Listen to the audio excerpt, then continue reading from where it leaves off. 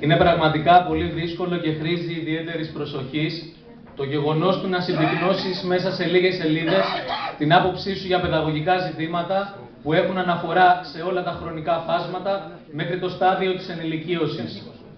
Πόσο μάλλον δε όταν καλείσαι να δώσεις συμβουλές σε εφήβους που εδώ και λίγους μήνες διανύουν τα πρώτα μονοπάτια της τριτοβάθμιας εκπαίδευσης, όντας πολύ κοντά ηλικιακά μαζί τους. Πριν ξεκινήσω όμως, θα ήθελα να ευχαριστήσω για ακόμη μια φορά δημόσια το Διοικητικό Συμβούλιο του Απεραθήτικου Συλλόγου για την ιδιαίτερη τιμή του να με επιλέξει να βρίσκομαι σε τούτο εδώ το βήμα. Θα ήθελα επίσης να τους ευχηθώ επιτυχία και καλή τύχη για το δύσκολο αλλά ευχάριστο ταξίδι στη φουρτουνιασμένη αρκετά πλέον θάλασσα του πολιτισμού. Ξεκινώντας και αναφερόμενος στους φοιτητές μας, θα ήθελα να τονίσω την ιδιαίτερη πραγματικά σημασία της επιτυχίας σας στους δύσκολους και χαλεπούς καιρούς που βιώνουμε. Την ιδιαίτερη σημασία του να πετύχεις την εισαγωγή σου στην τριτοβάθμια εκπαίδευση με τόσο διάχυτο τριγύρο το άγχος της εργασιακής και κοινωνικής ανασφάλειας. Σας αξίζουν συγχαρητήρια πραγματικά. Συγχαρητήρια όμως αξίζουν και στους γονείς σας, στους ανθρώπους που στερήθηκαν οικειοθελώς ώστε να βοηθηθείτε στον δρόμο για την επιτυχία. Μα αλήθεια, τι σημαίνει τελικά επιτυχία για έναν απόφοιτο λυκείου σήμερα? Αποτελεί επιτυχία η εισαγωγή σε μια σχολή κοινωνικά αποδεκτή? Αποτελεί επιτυχία η εισαγωγή σε μια σχολή καλής επαγγελματικής αποκατάστασης? Ή μήπως αποτελεί επιτυχία το να οικοδομήσεις κριτική σκέψη και να είναι το μυαλό σου διαρκώς ανοιχτό? Σίγουρα, το ιδεατό θα ήταν να υπήρχε στους χώρους εργασίας ολοκληρωτική απορρόφηση των αποφύτων. Αποφύτων όμως που δεν θα οδηγούνταν συνειδητά ή ασυνείδητα στο προσωπικό μονάχα όφελος από την εργασία, αλλά αποφύτων που θα είχαν ως αυτό σκοπό την ανιδιοτελή προσφορά σε μια κοινωνία που διαρκώς έχει ανάγκες. Όχι ανάγκες όμως καταναλωτικές και πλασματικές, αλλά ανάγκες για ουσιαστική πρόοδο και εξέλιξη που δεν θα βασίζεται σε όρους οικονομίας, αλλά σε όρους ανθρωπισμού. Πάνω σε αυτό το μοντέλο θα πρέπει να δομείται για μένα το κάθε εκπαιδευτικό σύστημα. Στο να οικοδομείς δηλαδή συνειδήσεις σκεπτόμενες, μυαλά ανοιχτά, χαρακτήρες που αμφισβητούν, ακόμα και αν αυτή η αμφισβήτηση σε απομυθοποιεί και εσένα τον ίδιο ως εκπαιδευτικό. Πόσο διαφορετική θα ήταν η κοινωνία μας σήμερα, αν δεν ήταν αυτός σκοπός το χρήμα και η προσωπική ανέλυξη, αλλά η αλληλεγγύη και ανιδιοτελής προσφορά?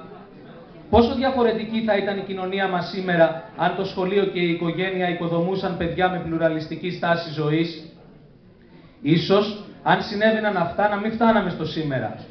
Ίσως, αν η ασκούμενη επιστήμη της παιδαγωγικής έδινε βάρος όχι μόνο στην απόκτηση γνώσης, αλλά στην απόκτηση και ανθρωπιστικής συμπεριφοράς, τότε ίσως συνδυαστικά με μια πολιτική ανθρώπινη να μην ζούσαμε σήμερα φαινόμενα υποσιτισμού των μαθητών στους άβλιους χώρους των σχολείων μας.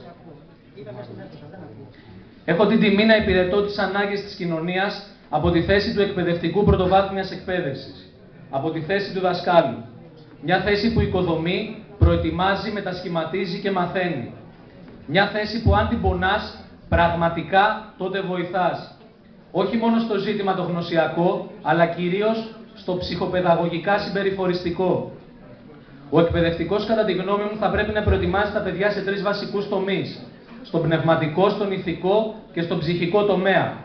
Αυτοί οι 3 τομείς, σε συνδυασμό με τη γονεϊκή ενθάρρυνση, δεν θα πλάθουν εφήβους εξαρτημένους και ανασφαλείς, αλλά εφήβους που θα στηρίζονται στις δικές τους δυνάμεις. Έτσι, θα έχουμε ανθρώπους που δεν θα φοβούνται να τολμήσουν και δεν θα φοβούνται να αλλάξουν κάτι που δεν τους εκφράζει ή που τους υποτιμά. Ανθρώπους που δεν θα είναι εξαρτημένοι οικονομικά και ψυχοσυναισθηματικά, αλλά θα χτίζουν με τόλμη και παρησία το μέλλον που οι ίδιοι επιθυμούν. Τι συμβουλές θα έδινα στους σημερινούς απόφοιτους λυκείου, στους σημερινούς πρωτοετής φοιτητές που κοσμούν τη σημερινή εκδήλωση?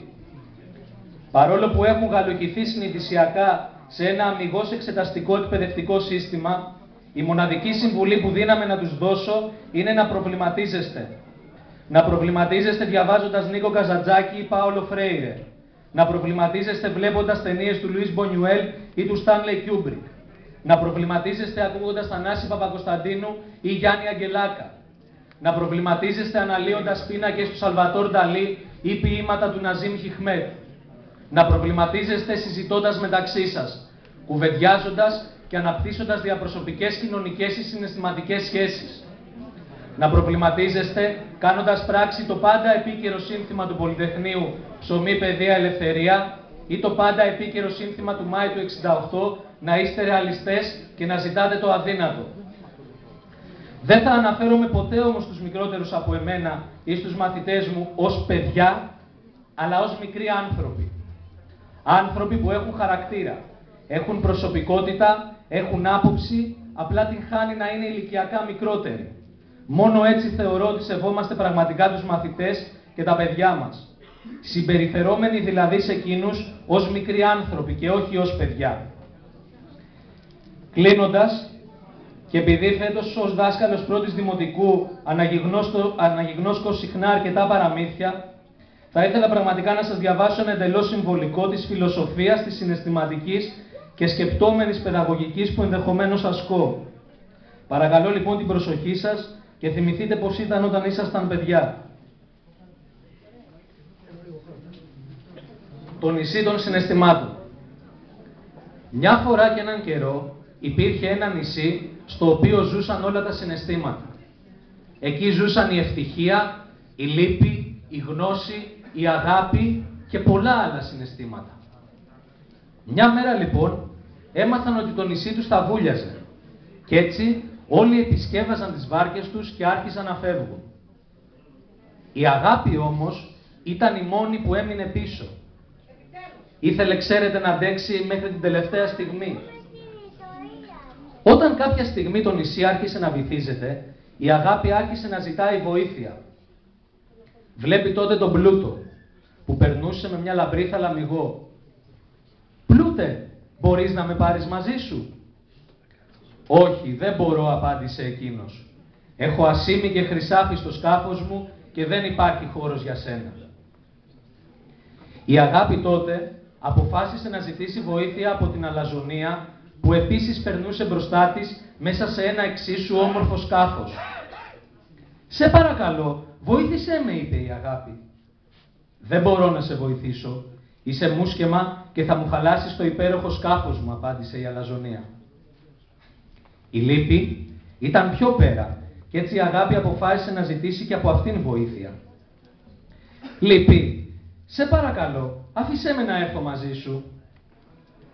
«Ω αγάπη, είμαι τόσο λυπημένη που θέλω να μείνω μόνη μου», είπε η λύπη, η δίδυμη αδερφή της μοναξιάς. Η ευτυχία πέρασε μπροστά από την αγάπη, αλλά και αυτή δεν της έδωσε σημασία. Ήταν τόσο ευτυχισμένη που ούτε καν άκουσε την αγάπη να ζητά βοήθεια. Ξαφνικά όμως ακούστηκε μια βαριά, τρεμάμενη φωνή. «Αγάπη, έλα μπροστά εδώ, θα σε πάρω εγώ μαζί μου».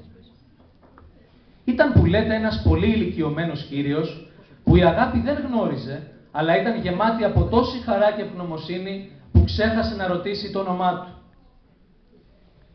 Όταν έφτασαν στη στεριά, ο κύριος έφυγε και πήρε το δρόμο του. Η αγάπη, γνωρίζοντας πόσα χρωστούσε στον κύριο που τη βοήθησε, ρώτησε τη Γνώση. «Γνώση, ποιος με βοήθησε?» «Ο χρόνος», της απάντησε η Γνώση. «Ο χρόνος?» ρώτησε η αγάπη. «Και γιατί με βοήθησε ο χρόνος?» Τότε η Γνώση χαμογέλασε και με βαθιά σοφία της είπε: «Μόνο ο χρόνος μπορεί να καταλάβει πόσο μεγάλη σημασία έχει στη ζωή η αγάπη. Μόνο ο χρόνος». Γιατί, αγαπημένοι φίλες και φίλοι, έπρεπε να γίνω 7 χρονών δάσκαλος για να συνειδητοποιήσω ότι τα παραμύθια τελικά δεν γράφονται για να κοιμήσουν τους μικρούς, αλλά για να ξυπνούν τους μεγάλους. Ευχαριστώ.